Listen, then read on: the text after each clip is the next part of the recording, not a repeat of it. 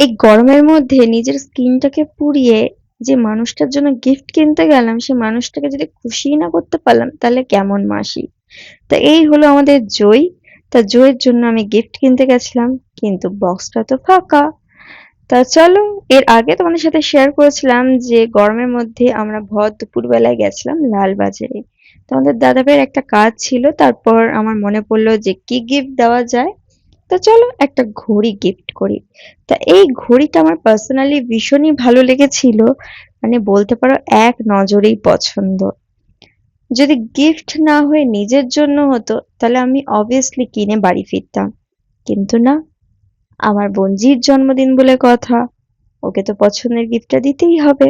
আশা করি মেয়ের মুখ দেখে বুঝতেই পারছো যে মেয়ে আমার কত খুশি।